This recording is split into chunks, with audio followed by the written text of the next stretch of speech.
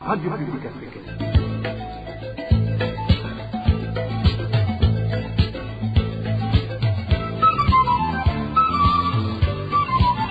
Radio Publique Africaine.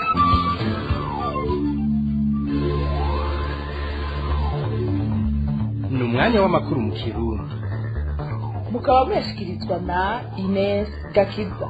Amakuru n'ibiganiro vya RPA mushobora kubisanga ku mbuga ngurukana bumenyi X, Facebook, YouTube vya RPA hamwe no kuri wezi 3 akaburungu RPA akaburungu BI. Mwiriwe canke mwaramutse, ingingo nkuru zigize amakuru yo kuri no munsi wa mbere igenekezo rya 18 Kigarama nizi zikurikira.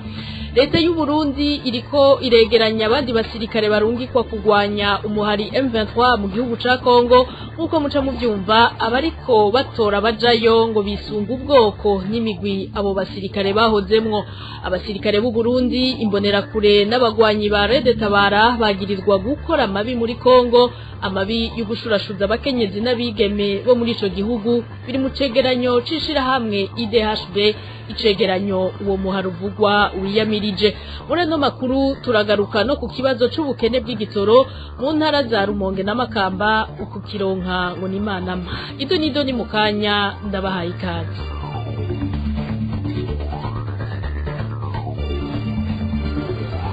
Nongeye kubaramutsa nari mpejeje kubibabwira, abasirikare barenga igihumbi nibo bariko baregeranywa mu gihugu cose kugira barungikwe kugwanya umuhari M23. Amakuru duhabwa n'abasirikare bari mu makambi atandukanye ariko aregeranywamwo abo basirikare avuga ko igikorwa co kwegeranya abo basirikare kirimwo irobanurwa. Ico gikorwa ngo gisa n'icisunga ibintu vy'amoko canke inzego abasirikare bahozemwo, na cane abahoze mu nzego za kera ex-FAB. Ni nkuru ya Eroge Divin Remesha. Mudufashe cyane gose, mudutabarize, mutuvugire ko benshi barakuze n'abatama umuntu uja kurwanira bene zijya ataje bayishora.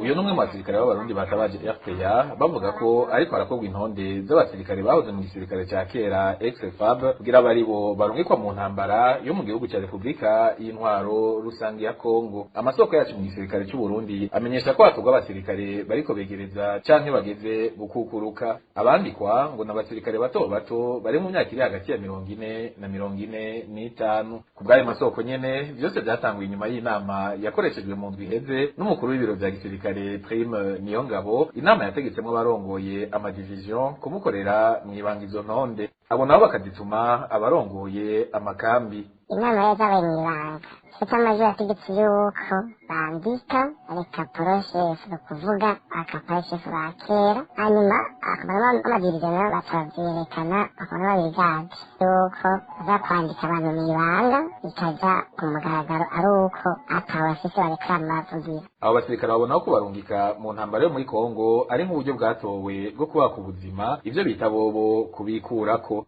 Mu gihe izo ntonde ziriko zirakogwa havugwa ikimenyane n'ibiturire kugira ngo wanditswe kugwe ku rutonde nk'uko amasoko ya RPA mu gisirikare abandanya bivuga. Amahera angana n'ibihumbi 100 niyo yoba yakishwa nk'igiturire. Amapeso ko atefana kumara ikambi icegera ciyo yanzo bijafune niyo kandi nyene kugira ngo abakuye muri ababo udafise uwawe batakwandika. Twebwe dushoboye kandi n'akarengane kariko kakorerwa abasirikare bato bivuye ku rwego rwo hejuru. Abasirikare bariko baregeranya mu gihugu cose bakaba bagera ku 1500 bagizwe n'ibatanyo zibiri, no kuvuga batanyo Tafoki 9 ni 10. Abo basirikare basaba ko ivyo bariko barakorerwa vyohagarara bakareka kujanwa mu ntambara bumva ko badashoboye kandi banavuga ko badatahura. RPA yarondeye kuri telefone umuvugizi w'igisirikare Floribert Biyereke kugira agire ico cikirije, ariko telefone yiwe yarizimije.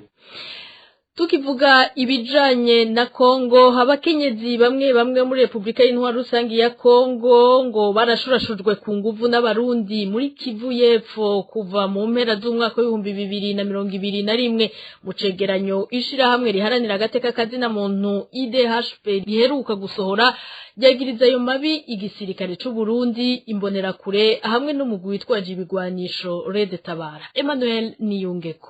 Ishirahamwe IDHB rivuga ko igisirikare cy'u Burundi kiri muri Kivu y'Epfo cakoze amabi menshi muri ico gice cyo mu buseruko bwa Kongo y'intwaro rusangi harimo ushurashuza abakenyezi ku nguvu kuva mu mpera z'umwaka wa 2021 mu cegeranyo gise aho amaso adashika ihohoterwa rifatiye ku gitsina rikorwa n'abasirikare b'u Burundi mu ntara ya Kivu y'Epfo muri Kongo. Iryo shirahamwe riharanira agateka kazina muntu rishimikira ku co gise amakuba abiri yabaye muri Nyakanga umwaka 2022 ico gihe mu kigwati kimwe cyo mwishamba gitwa Itombwe muri Kivu y'Epfo ngo abasirikare b'u Burundi barakoranije abakenyezi batatu n'abana 12 babajana ku kirindiro cabo baca barabafunga ikiringo cy'iminsi 3 kubwa IDHB. Umukenyezi umwe yaremeje ko abasirikare b'u Burundi bamufashe ku nguvu inshuro nyinshi. Ikindi gihe naho muri uko kwezi nyene abasirikare b'abarundi barafashe ku nguvu umukenyezi w'imyaka 27 na muramukazi we w'imyaka 16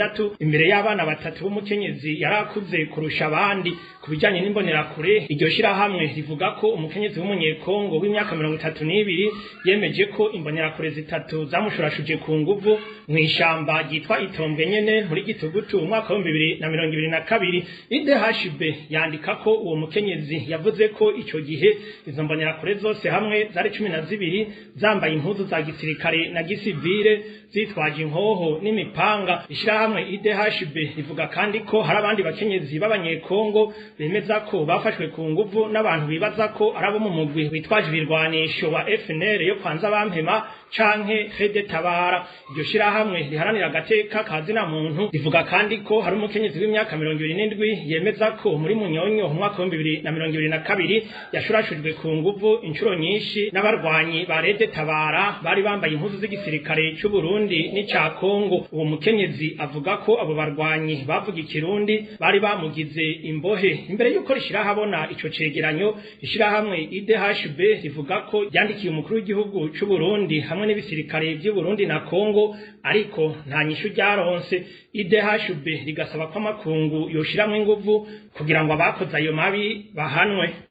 Urakoze Emmanuel Niyunge ko umuhari Red Tabara uriyamiriza ivyanditswe muri ico cegeranyo uvuga ko kiwambi kibara. Red Tabara yemeza ko ishirahamwe IDHB itagize amatohoza kwiye imbere yo gusohora ico cegeranyo. Emile Nibasumba. Umugwi Red Tabara uvuga ko beshuza wivuye inyuma ibiheruka gushikirizwa n'ishirahamwe IDHB kubijanye n'umukenyezi abagwanyi bawo boba barashurashuje ku nguvu muri Munyonyo mu 2022.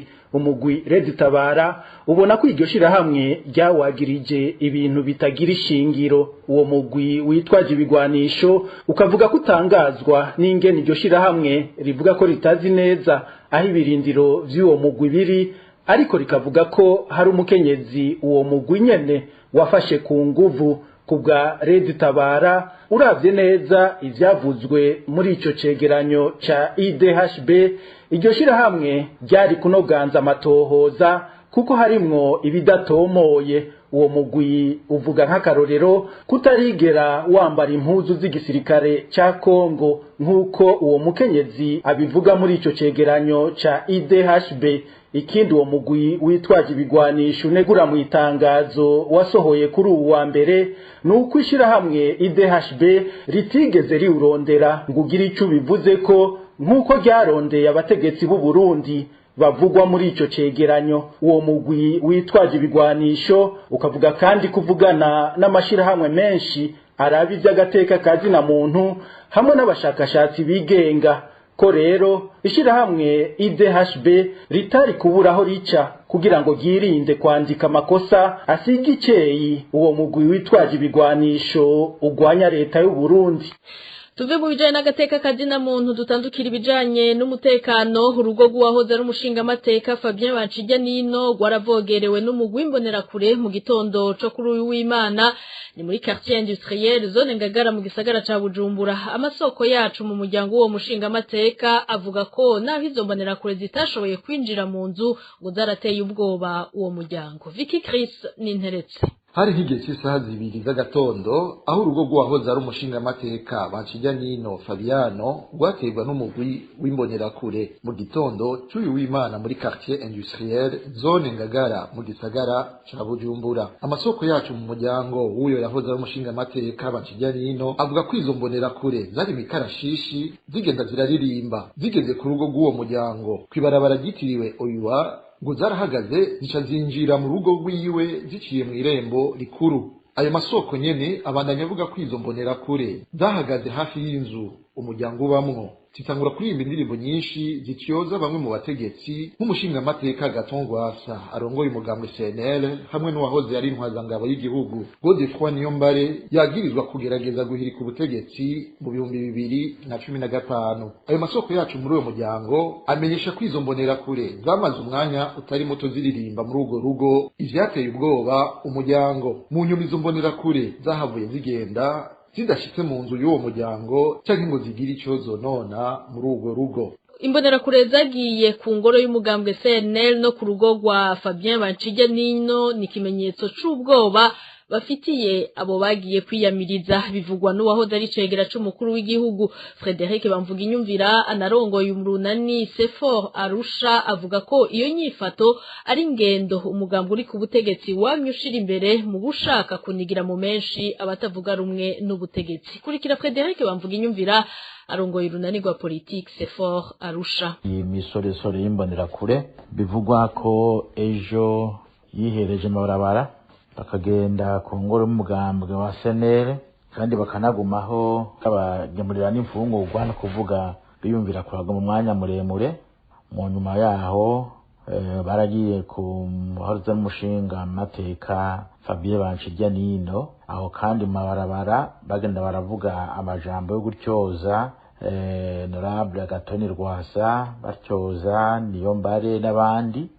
Jewe ico ndabivuga ko bwa mbere mbanza kuraba iyo bagiye, no kuvuga aho hantu bagiye n'ahantu usanga hafatanye n'abantu babatera ubwoba, no kuvuga bavuze Rwasa no batsinze mu matora mu 2020, naho imbere yaho bahora bamureka akagenda yashaka hagira ibyo ashaka, mugabo ntibamukomakome ntawuzi cahindutse. Ubwa kabiri ni uyu Niyombare Godefroid, bavuga ko yoba ari mu Rwanda, abandi bavuga ko ageze muri Amerika, ariko bumva neza yuko mu mutwe w'izo mbonerakure no mu bari basebuja ari umuntu ababangamiye. Bancijanino n'umuntu yahananye n'ubutegetsi mu minsi heze yubahuka akavuga ibitagenda neza, aho abandi wasanga bajovye binumiye kubera ko nkumbure bavuga bati nta guhandurwa ku rurimi ikirenge kitabuze. Ikindi umuntu ari buvuge bibaye ryari, bibaye igihe twimirije amatora. Iyo twimirije amatora rero mwene abo bantu barakunda kwaduka kugira ngo barabe ingene bozivya abo bantu bose boza batavuga rumwe n'ubutegetsi. Mu majambo make rero ni za ngendo za kera zemeza yuko umugambo uri ku butegetsi ata demokrasi bakeneye. Frederic Bamvuginyumvira yibutsa imbonerakure ko buca bugacana yandi, akanatera kamo abakunzi ba demokrasi guharanira demokrasi ntibace mu myanya y'intoke. N'ubunyene Frederic Bamvuginyumvira yahoze ari cegera c'umukuru w'igihugu c'u Burundi. Mu Burundi kuko namanda bivuga nta demokrasi ihari, n'umugambo umwe wibereyeho, n'utundi tugambwe usanga tugendera mu kwaha ko umugambo utegeka, abo nabo nabagira urukino rwa demokrasi ariko si demokrasi ariko barakina. Aha rero ndagira ngo nsabe abarundi n'abakunzi ba demokrasi. Demokrasi iragwanirwa, ntigwanirwa n'ibigwanisho, igwanirwa mu nzira nyazo za demokrasi nyene. Naco gituma abantu bohaguruka ntibagira ubwoba, bazovuga bati bazodupfunga, n'ubundi bazobapfunga, kubera ko ibizotuma umuntu apfungwa vyo bizogwira, kubera ko bamaze gupfunga urubuga rwa politike wawuguruye amaprison ku bundi buryo. Hako rero upfungwa uzira ibintu abiri utanakoze, wopfuma upfungwa uzira ico wakoze kuko ubuzi ico uriko urahanira icarico. kandi noneho abantu bagira ubwoba bw'ejo bizotaba bihinduke. Uyu munsi ubona mu gihugu hameze uku, burya abanyagihugu mufisemo uruhara, kuko igihe muzomenya muti uburenganzira bwacu ngubu twaraburonse dushobora kwemera ko busubira inyuma, mugahakurikira rimwe bakavuga muti turabushaka, burya ubwo butegetsi buzikubita agashi. Mugabo ni bwakubita mu kunama, bwasubira mu kunama, buzotaba buge buti burya abarundi batwagukunyene nivyo bashima, hama bandanirize kuri izo zira nyene. Rero cyo tuvuga nti izo sore nazo impanuro ndibuzihe nuko burya buca bugacana yandi. Kera hari yindi misore yigera ibaho ugasanga barimo barigira ibyure biteze, ariko uyu munsi worabyo wageze birabatera isoni. Naha nagira ngo ndabatera kamo bamenye ko aho Burundi bugeze bafisemo uruhara, kuko igihe batazirekura abandi barundi ngo bishire bizane, haba mu bya politike no mu biki, wewe uriko urakwegera igihugu mu kaga. Burya aho Burundi bugeze CNDD-FDD irafise mu ruhara, kuko siko Burundi bwari bumeze imbere yaho. Tukiri mu bijanye n'umutekano kandi abantu bane nibo uruganda rwa RPA rwashoboye kumenya ko bishwe muri iyi ndwi twaraye dusozereye. Ubwo bwicanyi bwabereye mu ntara zitatu, muri abo bishwe batatu batowe ari biziga, uwundi umwe yicwa atemagujwe imipanga. Elvis niyo mwongere. Ibiziga bibiri by'abantu batashoboye kumenyekana byambaye impuzu z'igisirikare ca Kongo byaratowe mu murima mu gatondo ko kuri uyu wa gatanu heze hafi y'uruzi Rusizi kuri transversale y'indwi ku mutumba Kaburanwa muri komine Buganda mu ntara y'Ibitoke. Amakuru dukuri Buganda avuga ko baba bari abasirikare b'u Burundi bishwe n'abantu batashoboye kumenyekana igihe bari bahunze ingwano mu gihugu ca Kongo. Mu ntara ya Gitega hari ikiziga cyatowe mu murima w'ibigori ku mutumba Gwingiri muri komine Bugendana ku wa gatanu uheze. Bamwe bavuga ko uwo muntu yapfuye biturutse ku kaboregwe, mu gihe abandi bavuga ko yishwa nitswe kandi ko yari afite ibikomere mu mutwe. Ku munsi wa gatatu naho mu gisagara ca Ngozi umwana w'imyaka 4 yarishwe atemagujwe imipanga aho bita Kibande ku mutumba Kinyami. Amakuru ava Ngozi avuga ko uwo mwana yishwe na se amuhoye ko yahora yiba ibintu byo mu nzu akaja kubigurisha. Abajejwe intwaro n'umutekano bamenyesha ko bakiriko bararondera uwo yagirizwa ico caha. Tubandaniza amakuru mu bijanye n'ubutunzi. Igihugu c'u Burundi kiri mu ngorane z'ubutunzi zidasanzwe, vyashikirijwe na Faustin Ndikumana mu kiganiro yahaye abamenyesha makuru kuri uyu wa mbere ku bijanye n'isubigwamo ry'amafaranga leta ikoresha. Faustin Ndikumana avuga ko leta itegerezwa kwemanga ko iri mu ngorane kugira ngo ifate ingingo ziyituma igwiza umwimbu, atari uko ibintu bizotera vyunyuka. Faustin Ndikumana arongoye ishirahamwe Parsem. Bwa mbere ho kubona iyo bibaye twitwabishima kandi twari twabisavye, kuko uravye ingene integuro yari imeze, amafaranga uravyazoba warabona yuko n'igihe byari igisohoka twari twarabivuga. Uko biraba rero urabona yuko iyo revision n'ubwo yasohotse urabona yuko bihejeje kwerekana yuko Burundi buri mu ngorane z'ubutunzi zidasanzwe, turi mu ngorane z'ubutunzi zidasanzwe, imaze kuba nka cyo bita crise économique irikirana umwanya munini. Ivyo rero leta no kuvyemera kugira hace hafatwa ingingo zindi zidasanzwe mu guhindura ingene abantu bagigenza cyane cyane mu baturongoye n'ingene batunganya imigambi, kuko bibandanije uko biri turashikaye. Kuko urabona neza yuko n'ivyavuzwe ati habaye haragarikwa ivyo by'inyubako ibinabiriya dutera tuja ahantu cyo bita investissement umengo irikira genda isubira inyuma atayi. Donc ibikorwa byo mugabo ideni riguma giyongera.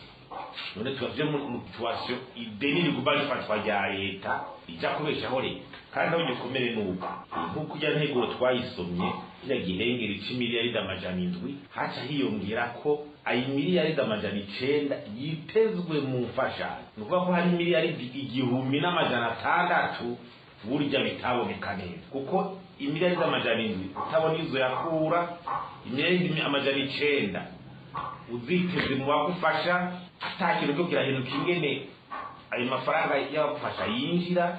Kuko turavye mu cegero cy'Ibanki Nkuru y'Igihugu twarabonye yuko nayo mafaranga bafasha muri amezi ya mbere habonetse make cyane.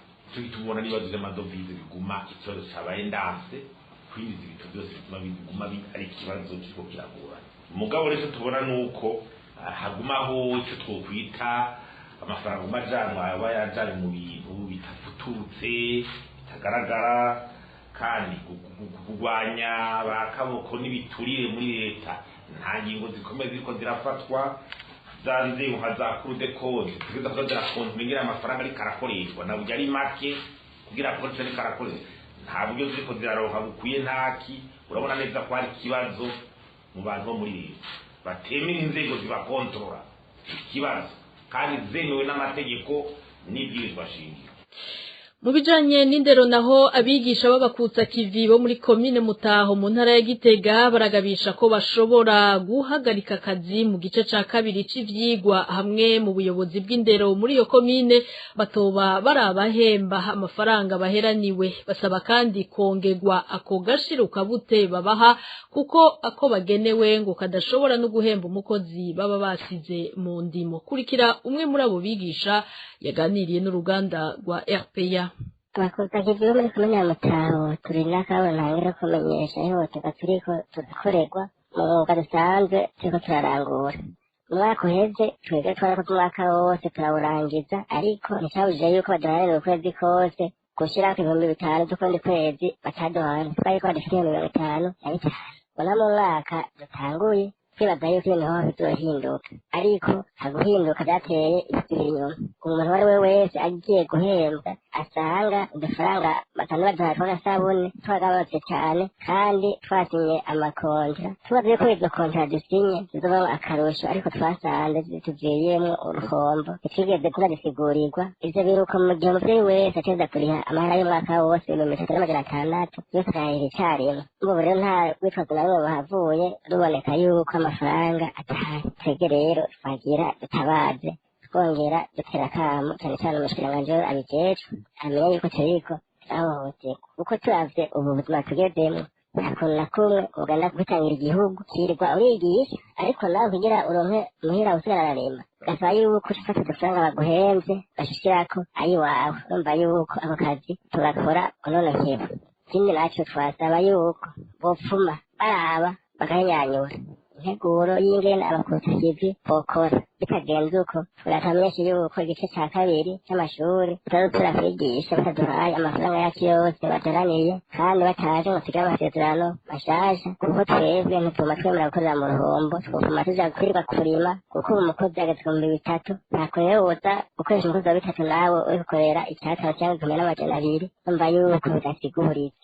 Abo bigisha b'abakutsa kivi yo muri komine Mutaho bavuga ko amenshi mu mafaranga bagenewe atangwa n'abavyeyi batazi ico akora bagasaba ko ababijejwe bo bikurikiranira hafi kugira amafaranga ahabwe abayagenewe. N'ubunyene umwe muri abo bigisha muri komine Mutaho. Twagare tubonere akagohe abavyeyi babe n'abana kuko ndabona abarongozi bo ntacyo batwaye ariko uruhombo runini ruba kuri leta no ku bavyeyi kuko igituma mvuze uko muri deseye bobo hakubonamwo uruhombo babonamwo inyungu kubera bafata udufaranga twacu tukaba aritwo baranguza imigambi y'iwabo kandi bahembwa na leta. Ege rero no kuraba muze dukore ibiharuro amafaranga atangwa n'amafaranga ahembwa abayagenewe kugira umuntu amenye ayasigara icyaca akora na cyane cyane ko ari mu gifungu cyinshi barabirengana babinyanyura kagenza uko barabagwane kandi muzosanga bitukwa mwebwe nyene bari mubijejwe. Ku myidogo yabo bigisha b'abakutsa kivi bo muri komine Mutaho ntiturashobora kuronka mbaza umutima Anatole arongoye indero muri iyo komine ngo agire ico abivuze ko. Hagati aho abakozi bo mw'ihinguriro BRA Manufacturing bazindutse bahagarika akazi nk'uko bari babitangaje mu ndwi iheze basaba kuronswa amasezerano y'akazi contrat indéterminé mu rurimi rw'igifaransa kuvuzwa hamwe no kuziganirizwa mu mashirahamwe aziganiriza akazoza abakozi nka INSS. Umushikiranganji w'abakozi n'akazi Venuste Muyabaga bari bamaze igihe bitura ngo atabatunganiriza yishikiye kuri iryo hinguriro ariko akaba atumvirije abo bakozi kuko yababwiye ko atamwanya afise ashobora kubakira ku muhingamo. Tukaba tutarashobora kumenya ko bahavuye bumvirizwa tuzobigarukako. Numunezero mu banyagihugu bo muri quartier Karurama begereye ihinguriro gisima Buseko riri muri commune Rugombe intara ya Cibitoke ku munsi wa gatatu heze umukuru w'igihugu yararungitse intumwa zija kuganira n'abanyagihugu ku bibazo bavuga ko batewe n'iryo hinguriro ni nyuma y'ikete ryo gusubira gutabaza abanyagihugu bari bamaze ukwezi barungikiye umukuru w'igihugu Evariste Ndayishimiye abo banyagihugu rero bakizera ko umukuru w'igihugu bagiye gukura mu nzira ico kibazo tubibutsa ariko ko atari ubwa mbere harungikwa intuma kuraba ingorane ziri hagati y'abanyagihugu n'ihinguriro gisima Buseko. Aya makuru mushobora no kuyaronka muciye ku buryo bwa WhatsApp mwanditse kuri guteranya 49 ijana na 78 19 ijana na 11 85 mukanya dusozerera aya makuru ku kibazo c'ubukene bw'igitoro mu ntara za Makamba na Rumonge. Abanyagihugu bo ku mutumba Mutambara bo muri commune n'intara ya Rumonge bariyamiriza ibiturire bikoreshwa mu itangwa ry'igitoro bihagarikiwe n'abajejwe intwaro hamwe n'igipolisi. Abanyagihugu basigura ko ivyo bituma basubira kuja kugura ico gitoro ku mahera y'umurengera kuba kironse batanze igiturire. Ni inkuru ya Eric Niyonzima. Akararo kahavi gatangwa n'abanyagihugu bo ku Mutambara aho bavuga ko station iri hafi y'uruzi Murembwe isanzwe iri kipomo zibiri yaronke ku munsi wa gatanu amaritiri 10,000 vya essence ariko nkuko vyashikirijwe n'isoko ryacu abenshi mu bari biteze kuronka igitoro batashe gutyo ivyo bikaba vyavuye ku biturire vyatanzwe ku munsi wa gatandatu ahanini n'abari baje kukivoma bazanye amabido isoko ryacu ririgana uko vyakogwa amabido abarovyi amabido batanga akaroti mu bido baderesarise kanaka n'ayarinde bavuye baherekomo abebido n'iyindi bayihebera no kuvuga b'imoto n'imodoka kuvuga w'imodoka kugira mu byamaye ko wenda kwivura abana ko mwana yamfumbatije kandi itabaye bido za karanti zagomba sasotani adubisha cyamwaye ko turafata nkazi mu kanya gato igitoro kikaba cari giheze bamwe bataha basigaho imodoka zabo ikibabaza cyane abanyagihugu bo ku Mutambara nuko ivyo byose bikorwa abajeje intwaro babihagarikiye aha gatungwa gatoke umuhanuzi wa Buramatari ajejwe iterambere na komiseri w'igipolisi muri commune Rumonge ibara kora komiseri kweraho yari uwitwa kwa hagarariye intwaro ariwe komiseri wa Buramatari ariwe yitwarwe niho yariwe yitagakiza ariwe yaje imbere n'abadoko nyene baza mu gipolisi niho bari babiri abanyagihugu bo mu Rumonge basaba Buramatari w'intara yabo ko hotunganywa neza itangwa ry'igitoro bakabona bose kuza bararonka basaba kandi ko umuhanuzi wa Buramatari ajejwe iterambere hamwe na komiseri wa commune Rumonge bohanwa kubera iyo ngendo kugibiturire ibonekeza kuri bo. Urakoze Eric Niyonzima tukiri muri ico gice nyene c'igihugu amahirwe y'ukuronka igitoro muri commune Nyanzarake nayo yo mu ntara ya Makamba ngo saya bose amastation agize ngo araronse igitoro araheza akakinyegeza maze kigatangwa kukimenyane mu masaha y'ijoro. Dani Claire iratwumva. Ku munsi wa gatanu heze istation imwe mu ziri muri commune Nyanzarake mu ntara ya Makamba yari yaronkejwe igitoro yari station yaho bita Agripeshi. Iyo station kuko bivugwa n'abanyagihugu yari yaronkejwe hafi amaritiri 5,000 y'igitoro cyo mu bwoko bwa essence. Kubw'abaraho imiduga yaronkejwe igitoro ntiyarenze 5 naho nyene imwe ntiyarenzwe amaritiro 200. Mu nyuma abaraho bose basabwe gutaha basiguriwe ko amapompa atanga igitoro yarapfuye. Byari ku munsi wa gatanu w'ino ndukiko turasozera kuri station imwe mu Nyanzarake kuri station bita kwa Agripesh carabonetse igitoro batubwira yuko bashoboye kuhazana igitoro 5,000 cyo mu bwoko bwa essence. Ubwo bamaze guha nk'imodoka zishika kuri 4-5 kandi imodoka imwe bayihaye igitoro 220 baciye bagihagarika batumenyesha yuko ngo amapompo aciye apfa kandi ngo batazi umunsi bazosubira kugitangirako. Igitangaza abanyagihugu ico gitoro uyu munsi nta wuzi yo cakamanganiye coba cagiye gutangwa ijoro ku mugwi w'abantu bamwe bamwe. Ico gitoro cari casigaye amatwa dusumira caraheze baciye baje barakigurisha buke mw'ibanga ntangere bagisohora ijoro bagihereza ababosi bene amato yo kuroba abandi nabo numva ngo casohoka kica kijanwa n'abantu bamenyereye kugandaza igitoro ca magendu babanza gushororera gupfumbatisha bene abakora ku masitasiyo baca bakibabikira hama nabo baca bagisohora mw'ijoro. ubwo bukene bw'ibitoro rero bwateye ingorane nyinshi mu buzima bw'abanyagihugu bo muri komine Nyanzarake. Ibiciro uhereye ku byo kwiyunguruza iby'ibifungurwa n'ibindi byadugiye rimwe. Abarovyi bo bwarapfutse umunwa, abatari bake akazi barahagaritse.